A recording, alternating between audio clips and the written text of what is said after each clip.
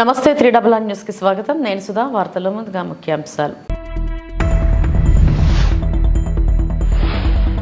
హర్ ఘర్ తిరంగా దేశభక్తిని నింపే కార్యక్రమం ఏపీ సీఎం చంద్రబాబు.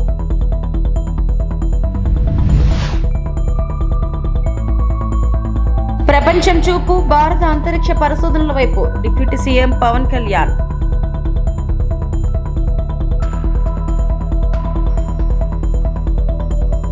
అటాచ్మెంట్ లో ఉన్న భూములు కొనడం ఎంతవరకు సబబు? మంత్రి పార్థసారథి.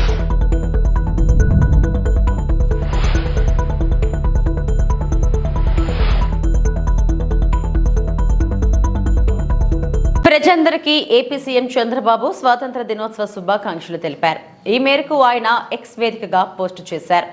మహోజ్వల చరిత్ర గల మన దేశ సమగ్రతను కాపాడటం అందరి కర్తవ్యమన్నారు. ప్రధాని నరేంద్ర మోడీ పిలుపు మేరకు వరుసగా 3వ సంవత్సరం హర్ ఘర్ తిరంగా కార్యక్రమాన్ని నిర్వహించుకుంటున్నట్లు తెలిపారు. ఇంటింటా జాతీయ జెండా అనే ఈ కార్యక్రమం విస్తృత కార్యక్రమంగా మారడం ఆనందకర విషయమని తెలిపారు. తెలుగువారైన పింగళ వెంకయ్య రూపొందించిన మువ్వనెళ్ల జెండా ప్రతి ఇంటిపై రెపరెపలాడటం మనకు మరింత ప్రత్యేక గర్వకారణమని కొనియాడారు. ప్రతి ఇల్లు కార్యాలయంపై త్రివర్ణ పతాకాన్ని ఎగురవేయాలని కోరారు. జాతీయ జెండాను సోషల్ మీడియా పేజీల్లో ప్రొఫైల్ పిక్గా పెట్టుకోవాలని కోరారు. ఇవన్నీ మనలో జాతీయ భావాన్ని కల్పిస్తాయని, స్ఫూర్తిని నింపుతాయని చంద్రబాబు పేర్కొన్నారు.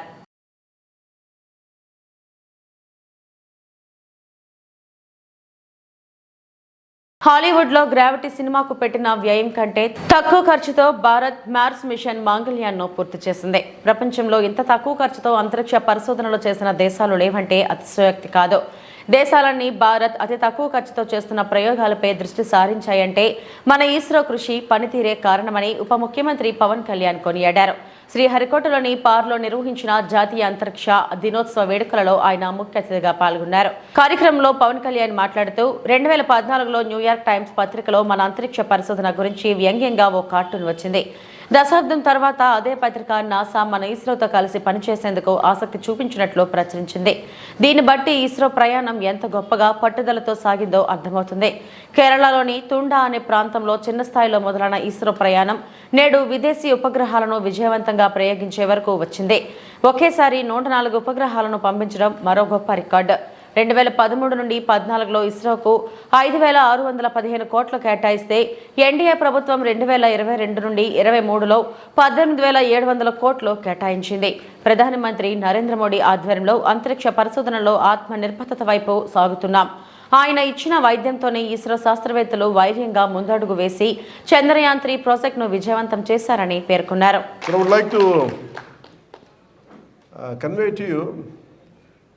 It's always been my desire to come to Sriharikota, right from my childhood.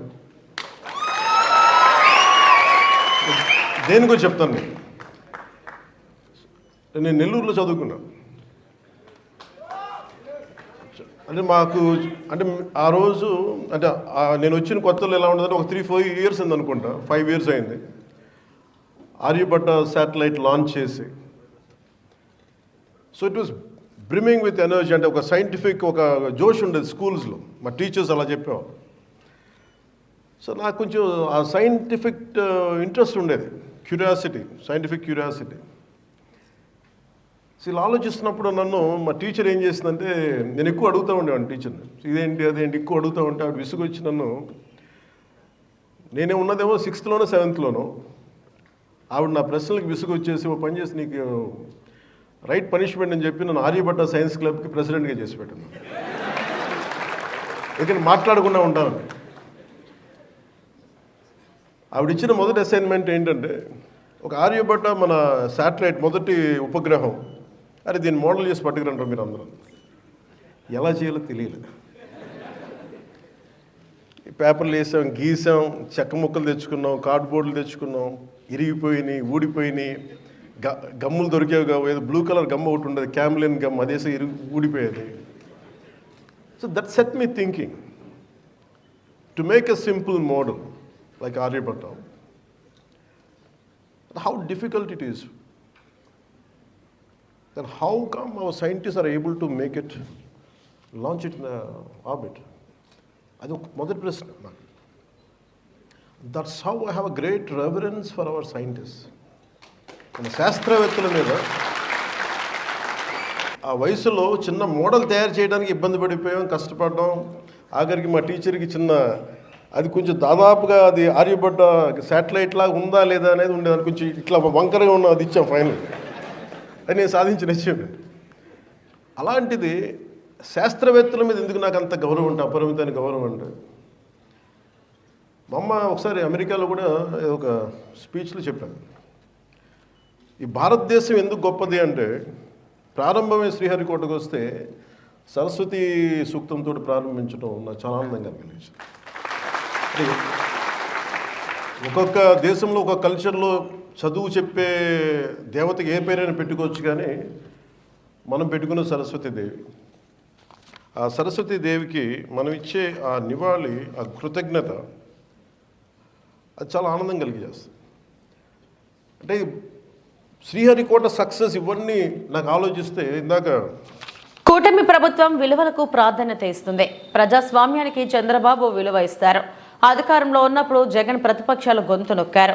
బలం లేదని శాసనమండలిని రద్దు చేయాలని చూస్తున్న వ్యక్తి జగన్. నేడు పెద్దల సభను గౌరవించే సీఎం చంద్రబాబు నిర్ణయం.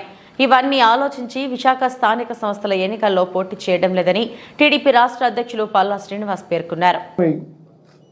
అధికారంకి వచ్చిన దగ్గర నుంచి కూడా ప్రజాస్వామ్య విలువలు కాపాడాలి అన్న విధంగా నిర్ణయాలు తీసుకోవడం జరుగుతుందని కూడా మీకు తెలియజేస్తున్నాం. అలాగే మీరు చూసే ఉంటారు, ఎప్పుడు కూడా విలువలు శాశ్వతం తప్ప రాజకీయాలు కాదు. గతంలో మీరు చూసుకుంటే జగన్మోహన్ రెడ్డి గారు అధికారం శాశ్వతం అనే విధంగా ప్రతిపక్ష నేతల గొంతుకు నొక్కి అక్రమంగా వాళ్ళని అరెస్ట్ చేసి అనేక విధాలుగా వారు గెలిచినటువంటి తీరు మీరు చూశారు. అలా నియంత పోకడలతో వెళ్తున్నటువంటి వ్యక్తులకి ప్రజలు బుద్ధి చెప్పేటువంటి విషయాన్ని కూడా మీరు గత ఎలక్షన్లో చూశారని చెప్పేసి, ప్రతి ఒక్కరు కూడా చూశారని చెప్పి ఈ సందర్భంగా తెలియజేస్తున్నాం. అందుకే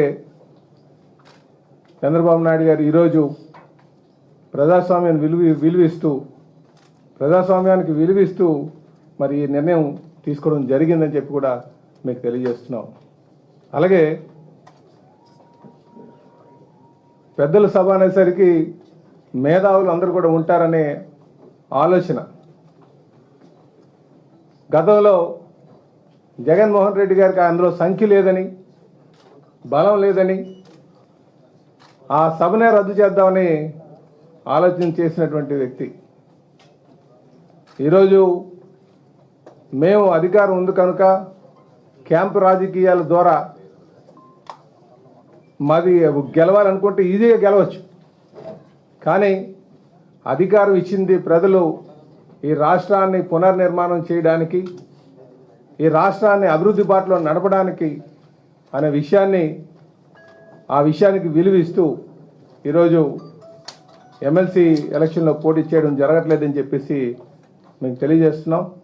అలాగే మాకు ప్రజల యొక్క అండ ఉంది, ప్రజల యొక్క ఆశీస్సులు ఉంది. ఈరోజు మేము ఒకసారి కానీ పోటీ చేయదలుచుకుంటే పిలిస్తే అందరూ వస్తారు. కానీ అది రాజకీయంలో ఆల్రెడీ వాటికి తెర లేపకూడదనే ఉద్దేశంతోనే ఈరోజు మేము ఇది విరమించుకుంటున్నామని చెప్పేసి మీకు తెలియజేస్తున్నాం.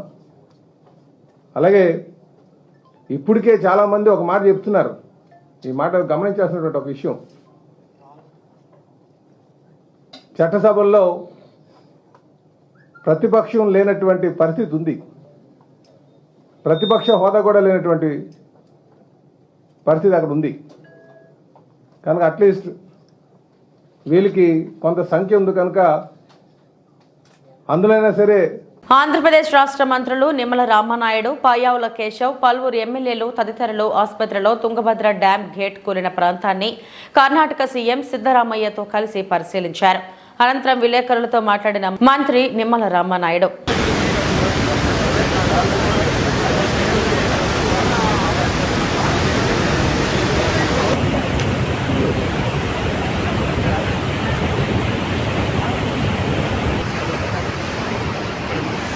I am Dr. Nimmala Ramanayudu, irrigation minister of Andhra Pradesh Tungabhadra project ఈ యొక్క కర్ణాటక రాష్ట్రానికే కాదు ఆంధ్రప్రదేశ్ రాష్ట్రానికి సంబంధించి అత్యల్ప వర్షపాతం ఉన్నటువంటి కరువు ప్రాంతమైనటువంటి రాయలసీమకు, అదేవిధంగా తెలంగాణలోని ఉమ్మడి మహబూబ్ నగర్ జిల్లాకు సంబంధించి అత్యంత వరప్రసాదిని ఈ యొక్క తుంగభద్ర ప్రాజెక్టు. ఈ యొక్క తుంగభద్ర ప్రాజెక్టుకి సంబంధించి 19వ గేటు మరి యొక్క కొట్టుకుపోయినటువంటి వెంటనే ఆంధ్రప్రదేశ్ రాష్ట్ర ముఖ్యమంత్రి చంద్రబాబు నాయుడు గారు వెంటనే స్పందించి జలవనరుల శాఖ మంత్రిగా మాతో, అదేవిధంగా ఈ యొక్క ప్రాంతంలో సుపరిచితులై ఈ ప్రాజెక్టు మీద అవగాహన కలిగినటువంటి మంత్రిగా పయ్యవల కేశవ గారు, అదేవిధంగా జలవనరుల శాఖ సెక్రటరీ, ఈఎన్సీ ఇంటి అధికారులందరితోటి కూడా ఆయన రివ్యూ సమావేశం ఏర్పాటు చేసుకుని వెంటనే ఈ యొక్క బృందాన్ని కూడా మరి పంపించి వెంటనే ఏదైతే లాస్ అవుతున్నటువంటి వాటర్ అంటే ఏదైతే మనకి 1333 అడుగుల ఫుల్ కెపాసిటీ ఉంటే 105 టీఎంసీలు నీటిని నిల్వ చేసుకునేటువంటి కెపాసిటీ ఏదైతే రిజర్వాయర్ ఉందో మరి 19వ గేటు కొట్టుకుపోవడంతో మరి దగ్గర మళ్ళీ తిరిగి ఆ యొక్క కొట్టుకుపోయినటువంటి గేటు ప్లేస్లో ఇప్పుడు మళ్ళీ కొత్తగా గేట్ని అమర్చలేము కాబట్టి దాని ప్లేస్లో ఏదైతే స్టాప్ లాక్ గేట్ని ఏదైతే అరేంజ్ చేసుకోవాలో మరి అరేంజ్ చేసుకోవాలని అంటే మరి దగ్గర మళ్ళీ 1613 అడుగులు నీటిని తగ్గించి మరి ఆ స్టాప్ లాక్ గేట్ని ఏర్పాటు చేస్తే ఆ 105 టీఎంసీల నీరల్లా 40-50 టీఎంసీలకి తగ్గిపోతే మరి భవిష్యత్తులో రబీ పంటకే కాదు ఖరీఫ్ పంటకు కూడా మరి సాగునీరు అందనేటువంటి పరిస్థితి, త్రాగునీరు అందనేటువంటి పరిస్థితి వస్తుందనే ఉద్దేశంతో మరి ఎప్పటికప్పుడు ఇంజనీరింగ్ మరి అధికారులతో రివ్యూ చేసుకుంటూ అగ్రిగోల్డ్ భూ వ్యవహారంలోని మాజీ మంత్రి జోగి రమేష్ కుమారుడు రాజీవ్ అరెస్ట్ అయ్యారని మంత్రి కొలుసు పార్థసారథి తెలిపారు. రాజకీయ కక్షతో అరెస్టులు చేస్తున్నామని వైకాపా నేతలు అసత్యాలు చెబుతున్నారని ఆగ్రహం వ్యక్తం చేశారు. మంగళగిరిలోని తెదేపా కేంద్ర కార్యాలయంలో నిర్వహించిన మీడియా సమావేశంలో మంత్రి మాట్లాడారు. సిఐడి అటాచ్మెంట్లో ఉన్న భూములను చట్ట వ్యతిరేకంగా కొని విక్రయించారు. అటాచ్మెంట్లో ఉన్న భూములను కొనదరి ఎంతవరకు సబబు? తప్పుడు ధృవీకరణ పత్రాలతో కొనుగోలు చేశారు. అగ్రిగోల్డ్ డిపాజిట్లు చేసి పేదలు నష్టపోయారని పార్థసారథి అన్నారు. ఆయన ఒప్పుకున్నట్టు, జోగి రమేష్ గారు ఒప్పుకున్నట్లు చంద్రబాబు నాయుడు గారి ఇంటి మీద చేసిన దాడికి సంబంధించి చట్టం తన పని తాను చేసుకుంటూ పోతుంది. ఎవరైతే ఆ కేసుని పరిశీలిస్తున్నారో లేదా ఇన్వెస్టిగేట్ చేస్తున్నారో అధికారులు చర్యలు తీసుకుంటారు. కానీ నిన్న జరిగిన సంఘటన ఏదైతే ఉందో వారి కుమారుడు అరెస్టు, అది కేవలం అగ్రిగోల్డ్ భూములకి సంబంధించిన విషయంలోనే అరెస్ట్ అయ్యారని చెప్పేసి మనం చేస్తాం. నేను అది కూడా ప్రభుత్వం ఏదో ఉద్దేశపూర్వకంగా అరెస్ట్ చేసింది కాదు. అగ్రిగోల్డ్ సంస్థ తమ భూములు అన్యాక్రాంతం అవుతున్నాయి, తమ భూముల్ని తప్పుడు ధృవీకరణ పత్రాలతో లేకపోతే తప్పుడు డాక్యుమెంట్స్తో ఆక్రమించుకుంటున్నారని చెప్పేసి కేసు ఇచ్చిన సందర్భంలో ఈ అరెస్టులు జరిగినాయని చెప్పేసి మనం చేస్తాను. ఈడీ అటాచ్మెంట్లో ఉన్న భూముల్ని జోగి రమేష్ గారి కుటుంబం అంటే వారి కుమారుడు కానివ్వండి, వాళ్ళ బాబాయ్ కానివ్వండి, ఇంకా అనేక మంది అధికారుల సహకారంతో ఆ రోజు అధికారంలో ఉన్న మంత్రిగా ఉన్న జోగి రమేష్ గారి కుటుంబ సభ్యులు ఈ భూమిని చట్ట వ్యతిరేకంగా కొని విక్రయించారు. కాబట్టి ఈరోజు అరెస్టు జరిగింది, కానీ వేరే ఉద్దేశం కాదని చెప్పేసి నేను చాలా స్పష్టంగా తెలియజేస్తా ఉన్నాను నేను. ఎందుకంటే ఈ అగ్రిగోల్డ్ సమస్య అనేది ఇటీవల వచ్చిన సమస్య కాదు. అది 2014-2019 మధ్యలోనే ఈ అగ్రిగోల్డ్ సమస్య అందరికీ తెలిసిందే. చాలామంది డిపాజిట్లు కోల్పోయారు. వారి ఆస్తుల్ని మరి అన్యాక్రాంతం కాకుండా ఆస్తుల ద్వారా ఎవరైతే పెట్టుబడి పెట్టారో ఆ కంపెనీలో వారికి న్యాయం చేయాలనే ఆలోచనతో మరి 2000 జీవో నెంబర్ 117/14/8/2018 జీవో నెంబర్ 133 17/10/2019 స్పష్టంగా ఆదేశాలు ఇచ్చారు.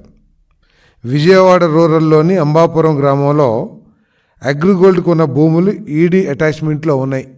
దానికి సంబంధించి ఇందాక ఇచ్చిన జీవోలు ఈడీ అటాచ్మెంట్ ఉన్న భూములను కూడా కొనుగోలు చేయటం ఎంతవరకు సబబో ఒకసారి ఆలోచన చేయాలి.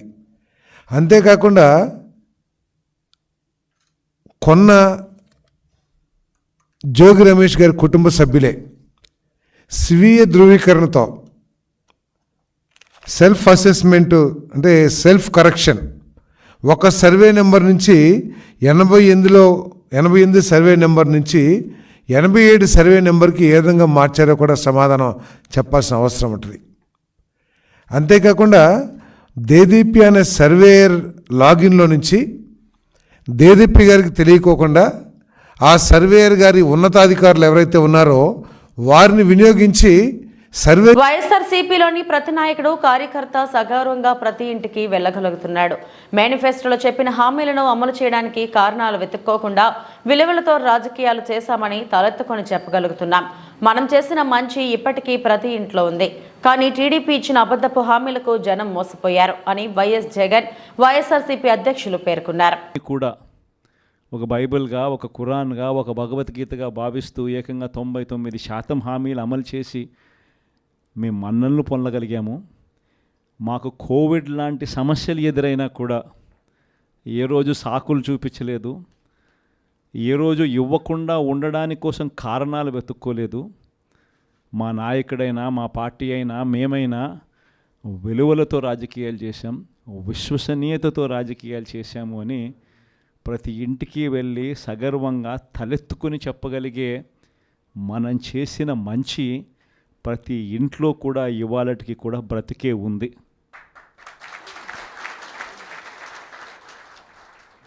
ఈ మంచి ఎక్కడికి పోలేదు.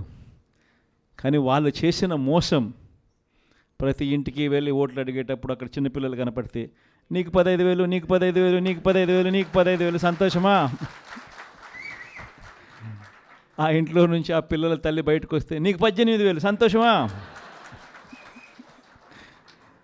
ఆ ఇంట్లో నుంచి ఇంకొక అక్కచెల్లెమ్మ ఎవరైనా బయటకు వస్తే నీకు కూడా 18,000 సంతోషమా? ఆ ఇంట్లో ఎవరైనా ముస్లాం బయటకు వస్తే నీకు 4,000 సంతోషమా అని ఇట్లా మాటలకు నిజంగా ఇటువంటి అబద్ధాలకు, ఇటువంటి మోసాలకు కాస్త ఆ ఇంట్లో ఒక 20 ఏళ్ళ పిల్లోడో 18 ఏళ్ళ పిల్లోడో ఎవడన్నా బయటకు వస్తే నీకు నెల 3,000 రూపాయలు నిరుద్యోగ భృతి, నీకు సంతోషమా? ఇవన్నీ మన కళ్ళ ముందన్నీ చూసినాం.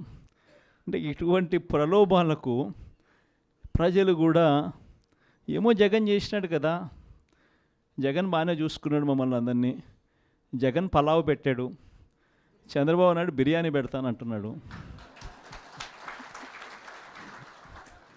జగన్ కన్నా చంద్రబాబు నాయుడు వయసులో పెద్దోడు కదా, మరి జగన్ పలావ్ పెట్టినాడు అని అంటే చంద్రబాబు బిర్యానీ పెడతాడేమో అని ప్రజలందరూ కూడా కాస్త కూస్తో మోసపోయి చంద్రబాబు నాయుడు వైపున చెయ్యిపోయింది. కేవలం 2.5 నెలల్లోనే ఒక ప్రభుత్వం మీద ఇంత వ్యతిరేకత రాగలుగుతుందా అన్న ప్రశ్నకు ఏదైనా ఎగ్జాంపుల్ ఏదైనా ఉంటుంది అని అంటే అది చంద్రబాబు నాయుడు గారి ప్రభుత్వమే అని చెప్పి కూడా చెప్పచ్చు. విశాఖపట్నం జిల్లా కలెక్టర్ ఎంఎన్ బ్రిటిష్ పాలకులకు వ్యతిరేకంగా పోరాడి దేశాన్ని పరాయి పాలన నుండి విముక్తి చేయడానికి అనేక త్యాగాలు చేసిన మన స్వాతంత్ర సమరయోధులు చూపిన బాటలో నడవాలని హరీంద్ర ప్రసాద్ ప్రజలకు పిలుపునిచ్చారు. బీచ్ రోడ్లో నిర్వహించిన హర్ ఘర్ తిరంగా ర్యాలీలో పాల్గొన్న వారిని ఉద్దేశించి ఆయన మాట్లాడారు. ఈ ర్యాలీలో వివిధ ప్రభుత్వ శాఖల అధికారులు, స్వచ్ఛంద సంస్థల ప్రతినిధులు, సామాజిక కార్యకర్తలు, జాతీయ, అంతర్జాతీయ క్రీడాకారులు, విద్యార్థులు పాల్గొన్నారు.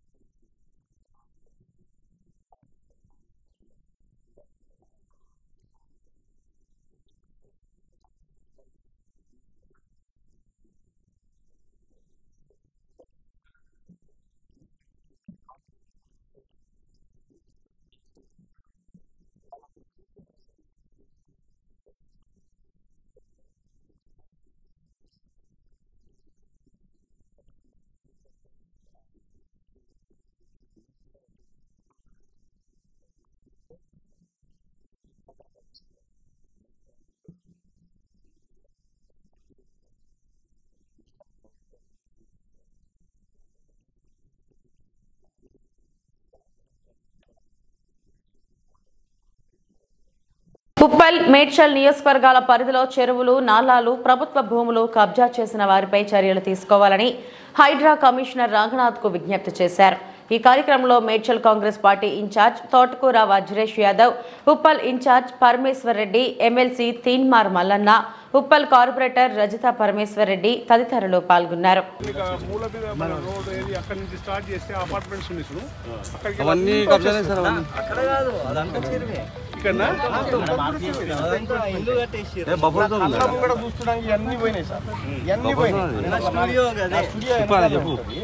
నా కళ్ళ ముంగట తుమ్మ చెట్లు ఉంటుండే, అది ఒక పెద్ద బాగుంటుండే, మధ్యలో కట్టి అవతల సైడ్ నాలా వస్తే ఆ నాలాను క్లోజ్ చేసి నాలా మొత్తం 40-50 గజాలు చేసి అమ్ముకున్నారు. ఆ తర్వాత ఇదంతా ఎంక్రోచ్మెంట్ అయిపోయింది. వాస్తవానికి కట్ట ఈడ కాదు కట్టాల్సింది, వెనకాల కట్టాలి. కొంత భూమి వెనక్కి వదిలి పెట్టి ఇది అందరూ సార్ ఆ మట్టిని చూసి అందరు ఏమనుకుంటారు, మనం పోసినాం అనుకుంటాం కదా. మనం కాదు అది పోసింది. ఒకటి గుడి అని ఒకటి క్రియేట్ చేసి ఆడ గుడి కట్టి 1 ల్యాండ్ కబ్జా పెట్టుకోనికి మొత్తం టెంపుల్ కూడా గవర్నమెంట్ ల్యాండ్ 3 ఎకరాలు. అదే అంటే విలేజ్ బౌండరీ మీద పిజ్జా కూడా 3 రూపాయలు కలిపి 3 ఎకరాలు గవర్నమెంట్ ల్యాండ్ ఉంది. దాన్ని మనం శ్మశాన వాటికి కేటాయించాము. కానీ ఇప్పుడు అఫీషియల్ గా కాదు, లెటర్ ఇచ్చి శ్మశాన వాటికని ఇంకొక ముస్లిం గ్రేవ్ యార్డ్ అని వాడు కబ్జా పెట్టేసి మొత్తం ఆగమాగం చేసేసి ఇప్పుడు ఆపేసి పెట్టనిస్తారు.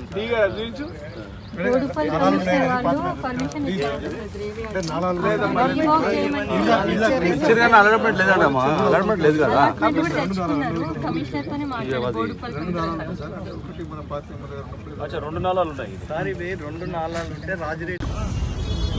ఈరోజు గౌరవ ముఖ్యమంత్రి గారి ఆదేశానుసారం ఏదైతే హైడ్రా ఉందో, హైడ్రా కమిషన్ గారు మరి ఇక్కడికి రావడం జరిగింది.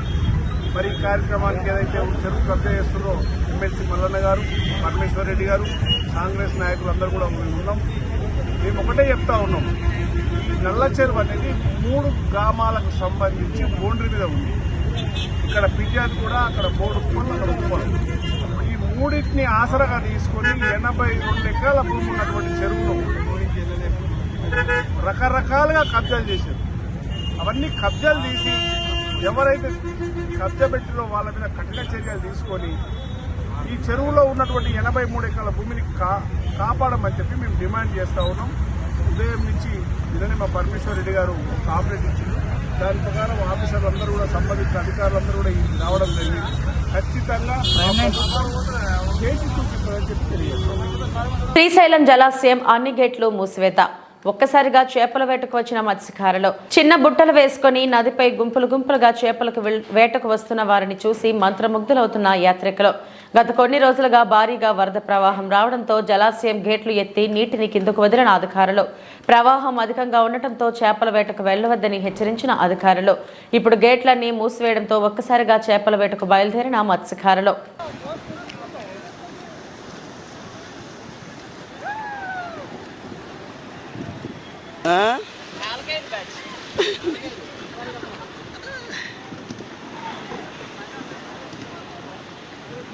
పశ్చిమ గోదావరి జిల్లా నర్సాపురం సబ్ రిజిస్టర్ కార్యాలయాన్ని జిల్లా ఫైర్ అధికారి శ్రీనివాసరావు భద్రతపై తనిఖీ చేశారు. కార్యాలయంలోని రికార్డు గది, ఎలక్ట్రికల్ వైరింగ్, వర్షం కురిస్తే ఏ మేరకు భద్రత అన్న అంశాలను ఆయన క్షుణ్ణంగా పరిశీలించారు. కార్యాలయంలో రికార్డులు ఏ సంవత్సరం నుంచి ఉన్నాయి అన్న విషయాన్ని కూడా ఆరా తీశారు. ఇటీవల మదనపల్లిలో సబ్ కలెక్టర్ కార్యాలయంలో అగ్ని ప్రమాదం జరిగి రికార్డులు దగ్ధమైన సంఘటనతో ప్రభుత్వం అలర్ట్ చర్యల్లో చేపట్టింది. దానిలో భాగంగానే అన్ని కార్యాలయాలు తనిఖీ చేయమని ఫైర్ అధికారులు ఆదేశించినట్లు తెలియవచ్చింది.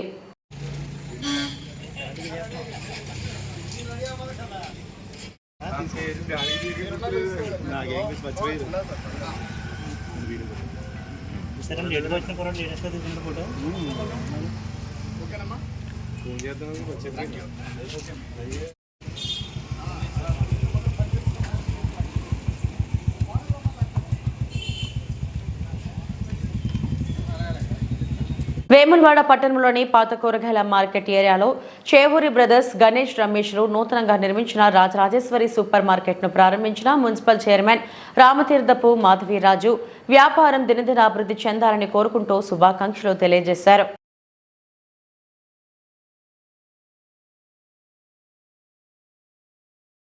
బోడప్పల్ మున్సిపల్ కార్పొరేషన్ పరిధిలో పలు ఇనాగ్రేషన్ కార్యక్రమాల్లో పాల్గొన్న మేయర్ తోటకూర అజయ్ యాదవ్ ఈరోజు ఆగస్టు 14వ రోజున ఉదయం బోడప్పల్ మున్సిపల్ కార్పొరేషన్ పరిధిలో 28వ డివిజన్ పెంటరెడ్డి కాలనీలో స్థానిక కార్పొరేటర్ చీరాల నరసింహ నిర్వహించిన 6 లక్షల పార్క్ వాల్ ఇనాగ్రేషన్ కార్యక్రమంలో పాల్గొని అనంతరం 25 డివిజన్ ఇంద్రానగర్ కాలనీలో 10 లక్షల రోడ్డు ఇనాగ్రేషన్ కార్యక్రమంలో పాల్గొన్న బోడప్పల్ మున్సిపల్ కార్పొరేషన్ మేయర్ తోటకూర అజయ్.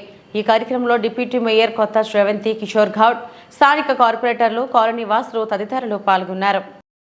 ఈ బులెటిన్ ఇంతటితో సమాప్తం. నమస్తే.